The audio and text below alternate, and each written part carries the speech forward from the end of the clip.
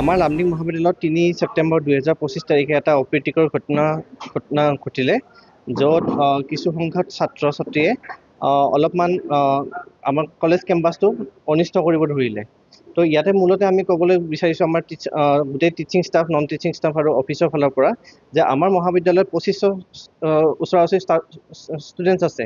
কিন্তু এই ২৫০০ৰ ভিতৰত অকল আমি ক'বলৈ বিচাৰোঁ যে আমি যিখিনি প্ৰত্যক্ষভাৱে আমি চব টিচিং নন টিচিঙে দেখি আছোঁ ষ্টাফবিলাকে, যে অনলি 1% ষ্টুডেণ্টছ, তাৰমানে প্ৰায় ২০জন মানৰ ওচৰা-ওচৰি ষ্টুডেণ্টে এই অপ্ৰীতিকৰ ঘটনাটো কৰিব চাই আছে। আৰু এই ঘটনাটো বিগত ১ বছৰৰ পৰা হৈ আছে। আগতেও আজি ১ বছৰৰ পৰা দেখি আছোঁ, কোনোবা দিনা আমাৰ IQAC coordinator sir Pradip Chhetri ছাৰৰ লগত অপমান জনাই বা তেওঁৰ লগত তৰ্ক বিতৰ্ক কৰে। তাৰপিছত আমাৰ অখিল ছাৰ আছে হিন্দী ডিপাৰ্টমেণ্টৰ, তেওঁৰ লগত সেনেকৈ কৰিছে। আমাৰ জুলাই মাহত ছামাৰ ভেকেশ্যন যেতিয়া কলেজৰ আছিলে, অফিচ ষ্টাফৰ শিলা বাইদেউৰ লগত এই ঘটনাবিলাক তেওঁলোকে ৰিপিট কৰিছে। আৰু ইয়াৰ মূলতে ৪-৫জনমান মানুহ আছে, ষ্টুডেণ্টছ আছে, অকল সেই ল'ৰাকেইটাই কিন্তু এই গোটেইখিনি কৰি আছে। আৰু তাৰ লগতে জড়িত হৈ পেলাই তেওঁলোকে এই ঘটনাটো কৰি পেলাই ৩ তাৰিখে ঘটনাটো ঘটিলে যেতিয়া আমাৰ চবেই ক্লাছ কৰি আছিলে, তেতিয়া হঠাতে আহি পেলাই তেওঁলোকে এখন আমি মেমৰেণ্ডাম দেখিলোঁ। আল্টিমেটলি প্ৰিন্সিপালক সেইটো সময়ত মেমৰেণ্ডামখন দিয়া নাছিলে। আমি সেই মেমৰেণ্ডামখন তেওঁলোকৰ চব জেগাত ফেচবুক বা অনলাইনত চাৰ্কুলেট কৰিছে, দেখিছোঁ যে তাতে কিছুমান পইণ্টছ দিছে। যেনেকৈ কাৰেণ্ট নাথাকে, প্ৰিন্সিপালৰ চেম্বাৰত AC থাকে, প্ৰিন্সিপালৰ গাড়ী ফ্ৰণ্ট গেটত থাকে। তো প্ৰিন্সিপালৰ চেম্বাৰত AC প্ৰত্যেকখন কলেজতে থাকে, কাৰণ আমাৰ ড্ৰয়িং ৰুমটোত সদায় আমি ভালকৈ ৰাখোঁ, কাৰণ আমাৰ আলহীখিনি ড্ৰয়িং ৰুমত আহে, আমাৰ ভিতৰত যিয়ে নহওক। ঠিক একেধৰণে আমাৰ ড্ৰয়িং ৰুমটো আমাৰ ইয়াৰ কলেজখনৰ হ'ল প্ৰিন্সিপালৰ চেম্বাৰটো, কাৰণ ইয়াতে বিভিন্ন ধৰণৰ অতিথি আহে। আৰু আমাৰ ইয়াতে পাৰ্কিঙৰ দুটা ব্যৱস্থা আছে, এখন হ'ল বেক গেটত আমাৰ ষ্টুডেণ্ট আৰু টিচাৰ চবেই ৰাখোঁ, আমিও আমাৰ গাড়ীবিলাক পিছৰ দুৱাৰতে ৰাখোঁ।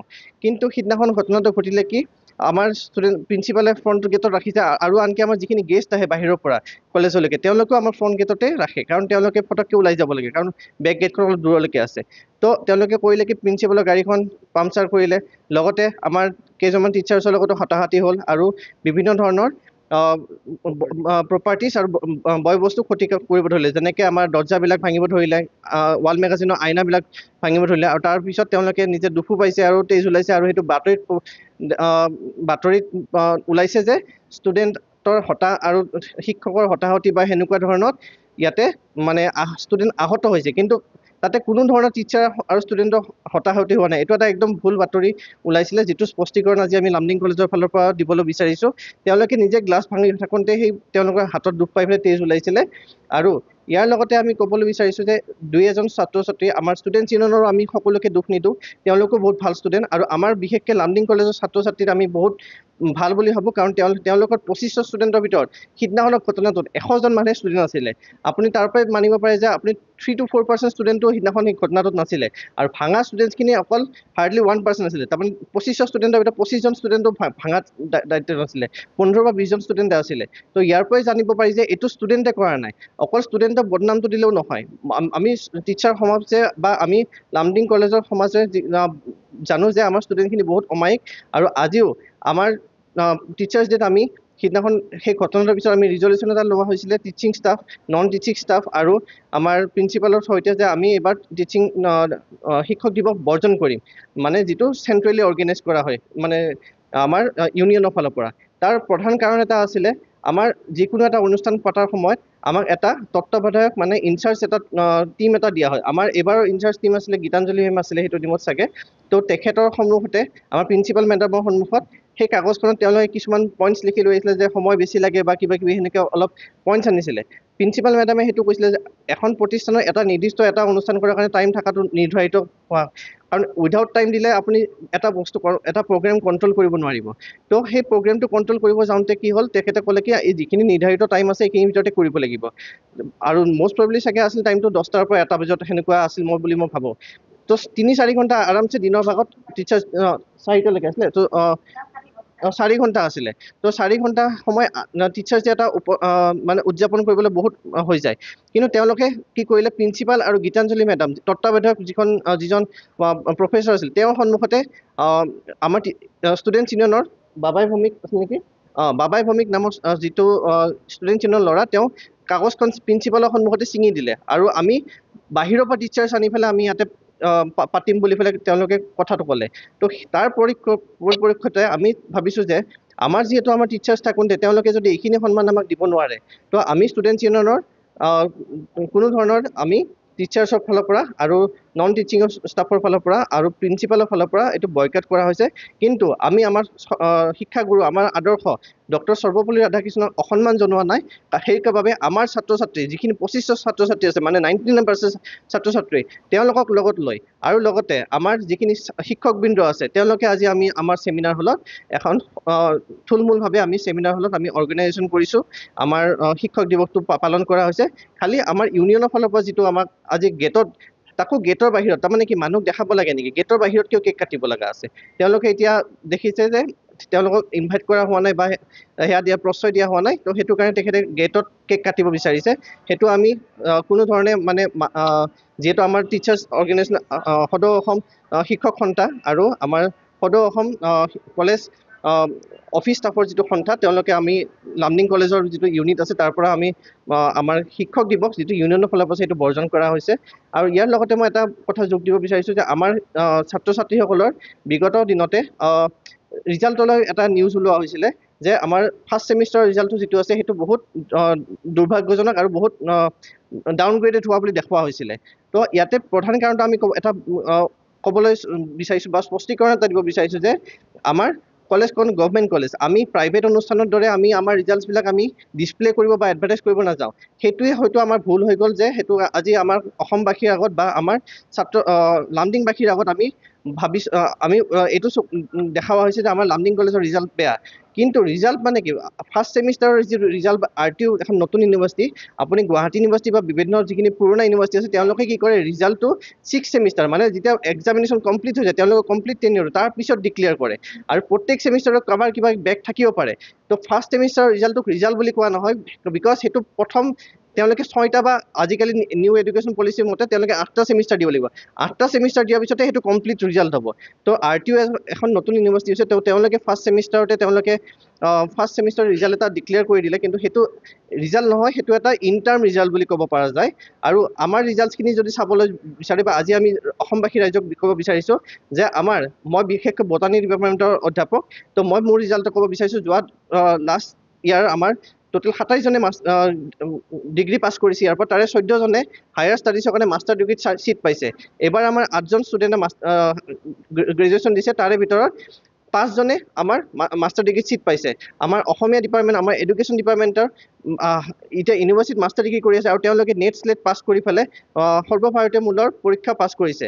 আৰু এইবাৰ আমাৰ বটানী ডিপাৰ্টমেণ্টৰ এজন ছাত্ৰই অল অভাৰ ইণ্ডিয়াত ৰেংকিং 64 ৰেংকিঙত তেওঁ অল অভাৰ ইণ্ডিয়া ৰেংকিঙত CUET পাছ কৰিছে। আৰু মই টিচাৰ্ছ কমিউনিটিৰ হৈ কথাটো কৈছোঁ যে ষ্টুডেণ্টৰ ক্ষোভ থাকিব পাৰে এডমিনিষ্ট্ৰেশ্যনৰ লগত, তেওঁলোকৰ ফুলফিল কিবা কৰা নাই, মানে এজিটেশ্যন হ'ব পাৰে এডমিনিষ্ট্ৰেশ্যনৰ লগত। কিন্তু আপোনালোকে আমাৰ বহুখিনি ছাত্ৰ ইয়াতে আপোনালোকে জানে লামডিঙত আগষ্ট ছেপ্টেম্বৰ এই 2টা মাহত ফুল চুইঙত ক্লাছ হয়। এটা ডিপাৰ্টমেণ্টত 16টালৈকে এদিনত ক্লাছ হয়। সিদিনা ফুল চুইঙত ক্লাছ চলি আছে। আপোনালোকে দুখেৰে জনাবলৈ বাধ্য হৈছে যে চব টিচাৰৰ ক্লাছত হেম্পাৰ হৈছে। আমাৰ 2এটা ক্লাছ হৈছিল মাত্ৰ ষ্টাৰ্ট, 8:30 পৰা 9:30, 9:30 পৰা 10:30, মাত্ৰ 3টা ক্লাছ হৈ গৈছিল। তেতিয়া এনেকুৱা এটা পৰিস্থিতিৰ সৃষ্টি কৰিলে যে আমি একো গমেই নাপালোঁ। লগে লগে প্ৰিন্সিপালে যেতিয়া দিলে মিটিঙলৈ গ'লোঁ, গৈ পেলাই আমি ঠিক আলোচনাত বহিছোঁ। সেই যে মিটিঙৰ মাজত সোমাই যাবলৈ ষ্টুডেণ্ট কিছুমানৰ দুৱাৰ ভাঙি পেলোৱা যিটো প্ৰচেষ্টা, সেইটোত আমি মানে মৰ্মাহত হৈছোঁ। গোটেই টিচাৰ্ছ কমিউনিটিখিনি আমি মৰ্মাহত হৈছোঁ। তেওঁলোকৰ এডমিনিষ্ট্ৰেশ্যনৰ লগত কি আছে বহি আলোচনা কৰক, তেওঁলোকক ফিল কৰিব লাগে, সেইটো আমিও বিচাৰোঁ। কিন্তু এই যে আমি মিটিং এখন কৰি থাকোঁতে সেনেকৈ সোমাই গৈ আমাৰ চকুৰ আগত দুৱাৰ খিৰিকী ভাঙি পেলালে, এটা আজি 3 দিন ধৰি আমি ক্লাছ কৰিব পৰা নাই, এইখিনি যে নষ্ট হ'ল শৈক্ষিক পৰিৱেশে, তাৰ প্ৰতি আমি মৰ্মাহত গোটেই টিচাৰ্ছ কমিউনিটি। আৰু আমি সেইকাৰণে আজি যে তোমালোকেও টিচাৰ্ছ ডে আমি অতি সুখেৰে পালন কৰিব লগা হৈছে। এইটো আমি টিচাৰ্ছবিলাকে কৰিলোঁ যে আমি পালন কৰিম, আমি ছেমিনাৰ হলত তেখেতক সন্মান জনাম নিশ্চয়। কিন্তু যিখিনি ষ্টুডেণ্টে আমাক এইখিনি কৰিলে, ইমান দুখ দিলে, এটা সুন্দৰ পৰিৱেশ শৈক্ষিক পৰিৱেশ এটা নষ্ট কৰিলে, তাৰে প্ৰতিবাদত আচলতে আমি তেওঁলোকক সহযোগ কৰা নাই, এইটো সঁচা। শিক্ষক দিবস মানে অন্যবার যে ধরনের হয় এই ধরনের এবার হওয়ার সেই পরিস্থিতি নেই, ওই জন্য সবাই মর্মাহত হয়ে আছে। কিন্তু সর্বপল্লী রাধাকৃষ্ণন তো, যাকে নিয়ে আমাদের আজকের এই দিবসটা, ওনাদেরকে তো সামান্য হলেও তো ওনাকে, ওনার জন্য মাল্যার্পণ বা পুষ্পাঞ্জলি অর্পণ এগুলো তো আমাদের করতেই হবে। তো অ্যাকর্ডিংলি ওগুলো করা হয়েছে, কিন্তু আমরা ওখানে সহযোগিতা করছি না, কলেজের পরিস্থিতির কথা ভেবে আর কি। ওটা অতটুকুই বলার মতো আছে আমার এখন। তাদের কিছু সমস্যা ছিল, জল, তারপর আপনার ইলেকট্রিসিটি, ফ্যান, এগুলো নিয়ে। তো এই বিষয়ে আমি বলতে চাই যে আমাদের যে সোর্সেস অফ ওয়াটার, মানে বেসিক্যালি লামডিং এ ওয়াটার ক্রাইসিসটা খুব বেশি, সেটা আমি প্রথম দিন জয়েন করেই দেখে নিয়েছি। কারণ ওই দিনই আমি আমার টয়লেটে মানে আমি রানিং ওয়াটার পাইনি, বা somehow it happened like that. তো তারপরে so it is a long standing issue, মানে these are the regular issues of any institution, যে কোনো ইনস্টিটিউশনের একটা এটা রেগুলার মানে ইনসিডেন্স, যে আজকে এই ফ্যান নষ্ট হবে, আজ কালকে সেই বাল্ব নষ্ট হবে, কালকে ইনভার্টার চলে যাচ্ছে, কালকে জেনারেটর বসে যাচ্ছে। আমার চেম্বারের ইনভার্টার আজকে সকালে বসে গেছে, তো আমি কাকে বলবো?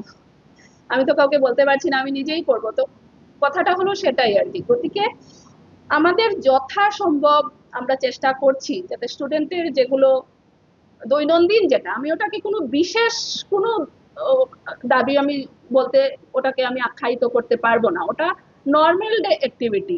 আজকে জল হয়তো ইয়ে নেই, কি বলে, লোডশেডিং হচ্ছে, লোডশেডিং হলে জেট পাম্প দিয়ে তেমন করে জল উঠছে না, ফলে আমরা ব্রেক দিয়ে দিয়ে একদিকে জল দিচ্ছি তো একদিকে বন্ধ করছি। জেনারেটরেরও সেই প্রবলেম, যে একবার আমরা কি করতে লাগে, যেহেতু জেনারেটর আমাদের একটা আছে 32 কেবির আর একটা আছে 63 কেবির, ওটা কলেজের বিভিন্ন যেগুলো জায়গা আছে এগুলো কাভার করছে, কিন্তু দ্যাট ইজ নট সাফিসিয়েন্ট। কিন্তু তারপরেও আমি এখানে জয়েন করার পরে যেটা বোরিং, যেটা বসানো হয়েছে, বোরিংটা অলরেডি ছিল, কিন্তু আমি আসার পরে সেই পাইপলাইন গুলো তৈরি করে দিয়েছিলাম, যাতে বিভিন্ন জায়গায় সেই জলগুলো মানে ওয়াটার সাপ্লাইটা রীতিমতো হতে পারে। অ্যাকর্ডিংলি ওয়াটার সাপ্লাইয়ের তেমন কোনো প্রবলেম নেই, কিন্তু এখন প্রবলেমটা ওই জন্য দাঁড়িয়েছে যে যেহেতু আমাদের যেটা ওয়াটার একুয়াগার্ড, যেটা যে দুটো আছে আমাদের, এই একুয়াগার্ড দুটো সার্ভিসিং করানো হয়েছে, 2-3 বার করে সার্ভিসিং করানো হয়েছে। সার্ভিসিং করার পরে ওটা ঠিক হয়নি, তারপর আমরা মেকানিক ডাকালাম, মেকানিক নগাঁ থেকে আসলো, এসে দেখলো যে এটার জন্য পার্টস চেঞ্জ করতে লাগবে।